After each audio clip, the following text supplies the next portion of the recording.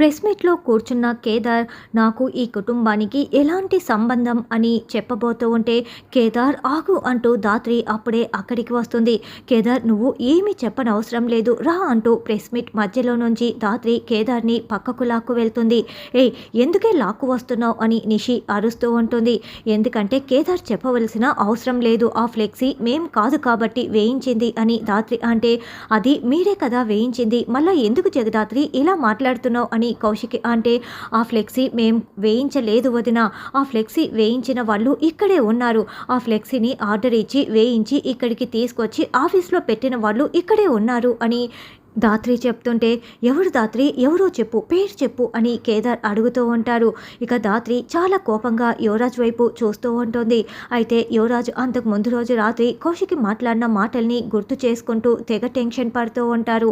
నువ్వు ఒక తప్పుకి దూరంలో ఉన్నావు యువరాజ్, ఆ తప్పు కనుక చేశావంటే నిన్ను ఎప్పటికీ కూడా క్షమించను, నా నిర్ణయాలు ఎలా ఉంటాయో నీకు తెలిసిందే కదా అని కౌశికి వార్నింగ్ని యువరాజు గుర్తు చేసుకుంటూ వణికిపోతూ ఉంటాడు. నేను చాలా పకడ్బందీగా ప్లాన్ చేశానే, ఇప్పుడు నేను దొరికిపోయినట్లేనా లేదా అని యువరాజ్ ఆలోచిస్తూ ఉంటాడు. ఏంటి ఇది ఇంత కాన్ఫిడెంట్గా చెప్తోంది, యువరాజే చేశాడని దీనికి అర్థమైపోయిందా, సాక్ష్యాలు తీసుకువచ్చిందా అని నిషి మనసులో టెన్షన్ పడుతూ ఉంటే అయ్యో ఇప్పుడు ఏం జరుగుతుంది, మళ్ళీ అబ్బోడు దొరికిపోయినట్లేనా అని వైజయంతి అనుకుంటూ టెన్షన్ పడుతూ ఉంటుంది. చెప్పు జగదాత్రి ఎవరు చేసింది, నీకు తెలుసంటున్నావు కదా అని కౌశికి అడుగుతూ ఉంటుంది.